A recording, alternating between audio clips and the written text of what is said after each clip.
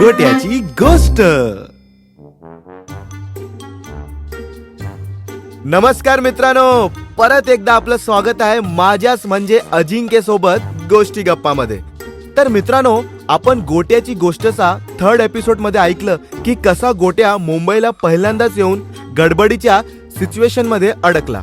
शेवटी कसा बसा आपल्या मित्र केतनच्या घरी पोचला आणि बघतो तर काय, एकतर आधीच थकलेला आणि डोळ्यासमोर हे. चला मग चालू करूया गोट्याची गोष्टचा 4था एपिसोड. गोट्या एकतर आधीच एवढा वैतागलेला आणि थकलेला, त्याच्यात केतनच्या दरवाजात मोठा लॉक बघून त्याचं डोकं अजून फिरलं. एकतर त्याला खूप झोप आलेली. स्वतःशी तो वैतागून म्हणाला, च्या आईला आता हा कुठे गेला.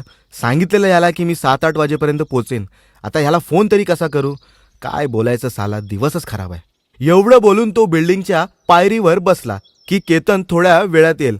पण 1 तास झाला, केतनचा काय अजून पत्ता नाही. जिन्यावर सर्व येणारे जाणारे लोक त्याच्याकडे पाहत होते आणि 9 वाजले. गोट्याला आता भूक लागली, कारण शौचालयामध्ये भाईचं पोट फुल एम्प्टी झालेलं. आता गोट्या बिल्डिंगमधल्या वॉचमॅनच्या ऑफिसमध्ये गेला आणि वॉचमॅनला म्हणाला, ओ काका, जरा बॅग इकडे ठेवू का. तो माझा मित्र अजून आला नाही, आला की घेतो मग. कोण रे तू, आणि बिना एंट्री करून आत कसा गेलास. मी गेटमध्ये एंट्री करूनच तर आत गेलो. हा जोक होता. चल रजिस्टर मध्ये एंट्री कर लवकर. मगाशिकडे कोणी नव्हतं म्हणून मी गेलो. नाही ते मी जरा बाथरूमला गेलेलो. तुमचं पण पोट खराब आहे. तुझा दिमाग खराब आहे. मी लघवीला गेलेलो. अच्छा सॉरी, इकडे करू एंट्री. पण मी आता बाहेर चाललोय जरा काहीतरी खायला. परत आलो की करतो. जरा बॅग ठेवतो हा प्लीज. इकडे साईडला ठेव.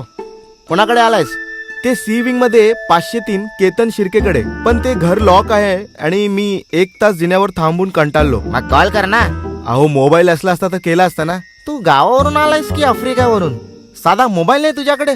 नाही हो, माझा मोबाईल येताना टॅक्सी ठरवला. अच्छा, हे घे माझा मोबाईलने कॉल कर. मला नंबर नाही माहित त्याचा. आता काय बोलू तुला. जा तू जा, जेवून ये जा. हा येतो. तुम्ही जेवलात. हो, आताच मस्त मिसळ खाल्ली. अरे मग तयार राहा जायला. कुठे. संडास मध्ये. आता जातो का रे. गोट्या वॉचमॅनकडे बॅग ठेवून बिल्डिंगच्या बाहेर पडला आणि एक मेन रोडवर एका हॉटेलमध्ये शिरला. हॉटेल फुल पॅक होतं. गोट्या मनातल्या मनात बोलला, एवढी गर्दी. च्या आईला काय मेला लागला की काय. गोट्याला एका कोपऱ्यात जागा भेटली. गोट्या वेटरसाठी थांबलेला, पण एवढ्या गर्दीमुळे वेटर काय गोट्याच्या टेबलावर आला नाही. शेवटी गोट्या वैतागून कॅश काउंटरकडे गेला आणि म्हणाला, ओ दादा, एक राईस प्लेट द्या ना, कधीपासून थांबलोय. वो टेबल पर जाके बैठो, वेटर आएगा थोड़ी देर में. अरे 15 मिनिटं हो गया मला, अजून तुम्हारा वेटर आया नाही. आएगा, आप बैठो. शेवटी वेटर आला आणि गोट्या पोटभर जेवला आणि परत केतनच्या बिल्डिंगकडे पोचला. आणि बघतो तर काय, वॉचमॅन काका ऑफिसमध्ये नव्हते. वाटतं त्यांना पण मिसळचा असर झालेला. गोट्याने आपली बॅग घेतली आणि केतनच्या दारात पोचला. पण केतन अजून काय आला नव्हता. गोट्याच्या डोळ्यावर खूप झोप होती आणि वैतागून तो परत वॉचमॅनच्या ऑफिसमध्ये आला आणि अजून काय वॉचमॅन काकांचा पत्ता नव्हता. गोट्या आपली बॅग तिकडेच ठेवून बाहेर निघाला आणि कुठेतरी बागेत किंवा बेंचवर झोपायचं ठरवलं. गोट्याला काय कोणतं गार्डन वगैरे दिसलं नाही आणि एक फुटपाथच्या बाजूला एक मिनी टेम्पो त्याला दिसला आणि गोट्या त्याच्यात जाऊन झोपला. आणि मग 1 तासाने त्या टेम्पोचा ड्रायव्हर फुल दारू पिऊन आला आणि गाडी स्टार्ट करून डायरेक्ट दादरच्या स्टेशनवर. गोट्या एवढ्या झोपेत होता की त्याला कळालंच नाही. जेव्हा ड्रायव्हर उतरून पाठी सामान भरायला आला, बघतो तर एक माणूस जोरात घोरतोय. ड्रायव्हरने जोरात ओरडलं, ए साला कौन सोया रे हमरी टेम्पो में. त्याच्या आवाजाने गोट्या दचकून उठला. भाई साहब, आपकी नींद पूरी हो गई है तो मैं चाय बनाऊं आपके लिए. गोट्या आळस देत टेम्पोच्या बाहेर आला आणि बघतो तर काय, पूर्ण सीनच वेगळा. गोट्याने आश्चर्याने ड्रायव्हरला विचारलं, हे इकडे कसा आलो मी. आजूबाजूला सर्व वेगळं वाटतंय. ओ सब छोड़, तेरे को हमरा ही टेम्पो मिला था क्या सोने को बे. सॉरी, वो मैं थक गया तो इसमें झोप गया. क्या दारू पीकर सो गया था. दारू पीना कितनी बुरी बात है मालूम. तर मग आपने क्यों पिए.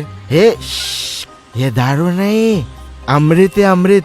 मैं अमर हूँ. अच्छा, ये जगह कौन सी है. ये लंडन है सर. Welcome welcome. गोट्याला कळलं की तो झोपेत दादरला परत पोचला. आता रात्रीचे 1:30 वाजलेले. गोट्याने ठरवलं की इकडेच रात्र काढून सकाळी परत भायखळ्याला जावं. गोट्या स्टेशनवर आला आणि बाकड्यावरच झोपला. सकाळची दादरला नेहमीप्रमाणे गर्दीचा आवाज ऐकून गोट्याची झोप उघडली आणि बघतो तर काय, एवढी गर्दी, लोक एकामेकाला धकलून ट्रेनमध्ये शिरतायत. प्लॅटफॉर्मवर ट्रेनचा अनाउन्समेंट आणि लोकांचा तिकडे बाजार. मग गोट्याने स्टेशनच्या कॅन्टीनवरून एक पाण्याची बॉटल घेतली आणि आपली तहान मिटवतच होता की तिकडून एक धावत चर्सी आला आणि गोट्याला धडकला. गोट्याच्या तोंडातून पाणी उडून डायरेक्ट एका बाईच्या अंगावर उडालं. ती बाई एकदम हाय फाय क्लासवाली होती. ती रागात गोट्याला म्हणाली, what the hell, are you crazy what? Gotya घाबरत घाबरत तिला सॉरी म्हणाला. What sorry bloody nonsense. ओ बाई, काय शिवाय देतात? ओ, मी काय जाणून बुजून नाही उडवलं पाणी. तेवढ्यात तिकडे छपरीच्या मागे पळणारे पोलीस आले आणि इकडे यांच्या भांडणामुळे थांबले. क्या हुआ मैडम, क्यों इतना चिल्ला रहे हो? एक्सक्यूज मी, मैं चिल्ला रही हूँ. सी दिस नॉनसेंस गाय जिसने मुझ पर पानी फेंका और उल्टा मुझसे जबान लड़ा रहा है. काय रे, जास्त माज आला काय रे? पोलीस गोट्याकडे बघत बोलले. नायो साहेब, ही खोटं बोलते. उलटा हीच मला इंग्रजीत शिव्या देत होती. हिला बोलायची शिस्त नाही आहे. मोठी आली इंग्रजीवाली. पोलीस रागात गोट्याला म्हणाले, तू माझ्या समोर शाळा बनतो काय रे? धरा रे आला यायचा. एकतर तुझ्यामुळे तो छपरी पण पळाला. चल चौकीत. तर मित्रांनो, असा आपला बिचारा गोट्या मुंबईला आल्यापासून काय ना काहीतरी त्याच्यासोबत घडतंय. आता गोट्या चौकीत जाऊन कसा त्या सिच्युएशन सोबत हँडल करेल हे ऐकण्यासाठी तुम्हाला याचा 5वा एपिसोड मित्राची भेट चौकीत हे ऐकायला लागेल. तर विसरू नका, मग आपली परत भेट होईल. तोपर्यंत धन्यवाद.